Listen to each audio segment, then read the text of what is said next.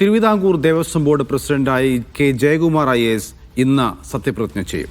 Devaswom board അംഗമായി മുൻ മന്ത്രിയും CPI നേതാവുമായ കെ രാജുവും സത്യപ്രതിജ്ഞ ചെയ്യും. ശബരിമല സ്വർണ്ണക്കൊള്ള കേസിൽ ദേവസ്വം ബോർഡ് മുൻ പ്രസിഡന്റ് എ പത്മകുമാറിനോട് വൈകാതെ ചോദ്യം ചെയ്യലിന് ഹാജരാകണമെന്ന് അന്വേഷണ സംഘം വീണ്ടും ആവശ്യപ്പെട്ടിട്ടുണ്ട്. എൻ വാസുവിന്റെ പങ്കിനെക്കുറിച്ച് അന്വേഷണ സംഘം കൂടുതൽ തെളിവുകൾ ശേഖരിക്കുകയുമാണ്.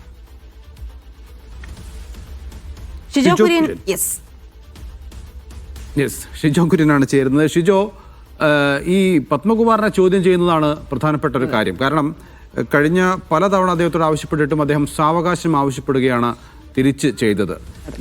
ഇന്നെങ്കിലും അദ്ദേഹം ചോദ്യം ചെയ്യലിന് ഹാജരാക്കാൻ സാധ്യതയുണ്ടോ?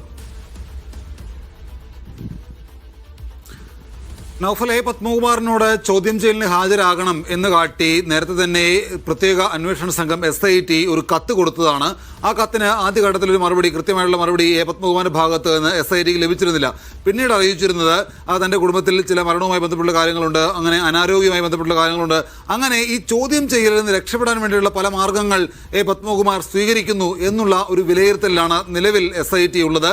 ഇന്നെന്തായാലും വീണ്ടും ചോദ്യം ചെയ്യലിന് ഇനിയിപ്പോൾ സാവകാശം നൽകാൻ കഴിയില്ല. എത്രയും പെട്ടെന്ന് ചോദ്യം ചെയ്യലിന് ഹാജരാകണം എന്ന് കാട്ടി SIT ഒരിക്കൽ കൂടി ഒരു കത്ത് കൊടുക്കും. ആ കത്തിന്റെ തുടർ നടപടികൾ പത്മകുമാർ എങ്ങനെ സ്വീകരിക്കും എന്നുള്ളതുകൂടി നോക്കിക്കണ്ടായിരിക്കും SIT മറ്റ് നടപടിയിലേക്ക് കടക്കുക. ഇനിയിപ്പോൾ SITക്ക് മുമ്പാകെ ചോദ്യം ചെയ്യലിന് ഹാജരാകാൻ ഒരുപക്ഷെ പത്മകുമാർ വിസമ്മതിക്കുകയാണ് എങ്കിൽ SIT സംഘം പത്തനംതിട്ടയിലെത്തി അവിടുത്തെ വീട്ടിൽ നിന്ന് പത്മകുമാറിനെ കസ്റ്റഡിയിൽ എടുത്തുകൊണ്ട് ചോദ്യം ചെയ്യാനുള്ള നീക്കത്തിലേക്ക് SIT ഉടനെ കടക്കാനുള്ള ഒരു സാധ്യതയും നിലവിൽ കാണുന്നുണ്ട്. ഒരുപക്ഷെ ഇന്നോ നാളെയോ തന്നെ പത്മകുമാർ SITക്ക് മുമ്പാകെ സ്വമേധയാ വന്ന് ചോദ്യം ചെയ്യലിന് ഹാജരാകണം എന്നുള്ളതാണ് SIT പറഞ്ഞിരിക്കുന്നത്. ഇനിയിപ്പോൾ SITക്ക് മുമ്പാകെയും അധികം ദിവസമൊന്നുമില്ല. ഹൈക്കോടതി കുറച്ച് ദിവസം കൂടി നീട്ടിക്കൊടുത്തിട്ടുണ്ടെങ്കിൽ പോലും SITക്ക് ഈ അന്വേഷണം എത്രയും പെട്ടെന്ന് പൂർത്തിയാക്കേണ്ടതാണ്.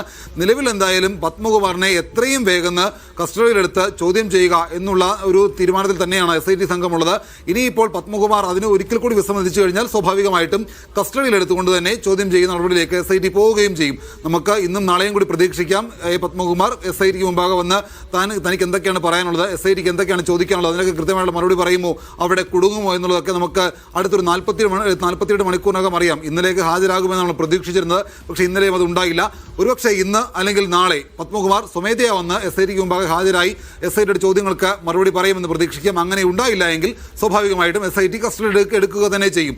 നിലവിൽ എന്തായാലും അറസ്റ്റ് രേഖപ്പെടുത്തിയ SIT കസ്റ്റഡിയിൽ എടുത്ത് പിന്നീട് അറസ്റ്റ് രേഖപ്പെടുത്തിയ മുൻ ദേവസ്വം ബോർഡ് കമ്മീഷണറും പ്രസിഡന്റും ഒക്കെ ആയിരുന്ന എൻ വാസു ഇപ്പോൾ ജയിലിൽ തുടരുകയാണ്, ജുഡീഷ്യൽ കസ്റ്റഡിയിലാണ്.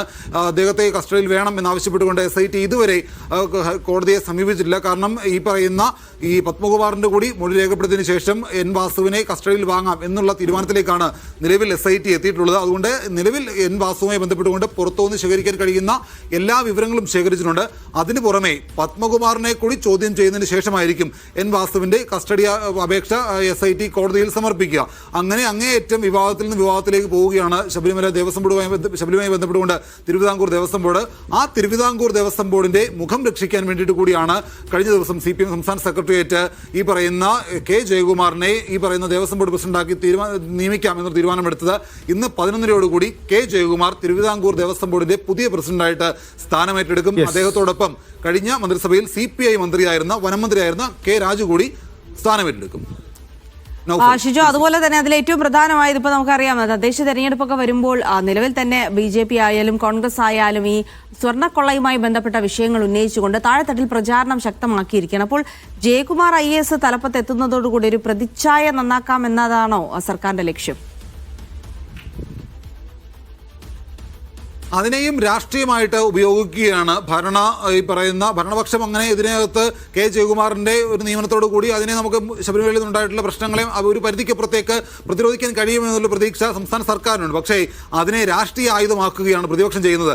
നേരത്തെ നൗഫൽ ഇവിടെ വന്നപ്പോൾ തിരുവനന്തപുരത്ത് വന്നപ്പോൾ ചില കാര്യങ്ങൾ കണ്ടു എന്ന് പറയുന്നത് വാസ്തവമാണ്. കാരണം പലയിടങ്ങളിലും BJPയുടെ സൈബർ ഹാൻഡിലുകളിൽ പോലും ഈ പറയുന്ന മുഖ്യമന്ത്രി പിണറായി വിജയന്റെയും എൻ വാസുവിന്റെയും ഒക്കെ ഒരു പടം വെച്ചിട്ടുള്ള ശബരിമലയുമായി ബന്ധപ്പെട്ടുള്ള ഒരു പ്രചരണം പ്രചരണമാണ് തദ്ദേശ തെരഞ്ഞെടുപ്പിലടക്കം നടക്കുന്നത്. അപ്പോൾ അത് ഈ താഴേക്കടയിൽ ആളുകൾക്കിടയിലുമുണ്ട്. അപ്പോൾ അത്തരത്തിൽ ശബരിമല വിഷയം BJPയും കോൺഗ്രസും ഒരുപോലെ ആയുധമാക്കുകയാണ്. കഴിഞ്ഞ കുറേ നാളുകളായിട്ട് UDF പലതരത്തിലുള്ള സമര പ്രതിഷേധ പരിപാടികൾ ശബരിമലയുമായി ബന്ധപ്പെട്ടുകൊണ്ട് നടത്തുന്നുണ്ട്. അപ്പോൾ തദ്ദേശ തെരഞ്ഞെടുപ്പിലും നടക്കാൻ പോകുന്ന നിയമസഭാ തെരഞ്ഞെടുപ്പിലും ഏറ്റവും വലിയ പ്രതിപക്ഷത്തിന്റെ ആയുധം ഈ പറയുന്ന ശബരിമല തന്നെയായിരിക്കും. അത് അങ്ങേയറ്റം സർക്കാരിനെതിരെ ഉപയോഗപ്പെടുത്തുകയും ചെയ്യുന്നുണ്ട്.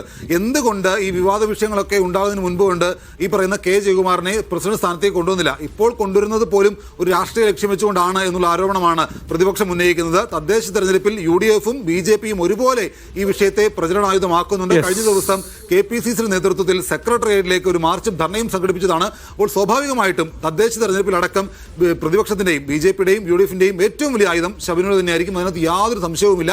K. ജയകുമാറിനെ ആ സ്ഥാനത്തേക്ക് കൊണ്ടുവരുന്നതോടുകൂടി ഈ വിഷയങ്ങളെ മായ്ച്ചു കളയാമെന്ന് സർക്കാർ കരുതേണ്ട എന്നുള്ള മുന്നറിയിപ്പ് കൂടി BJPയും UDFും കൊടുക്കുകയും ചെയ്യുന്നുണ്ട്.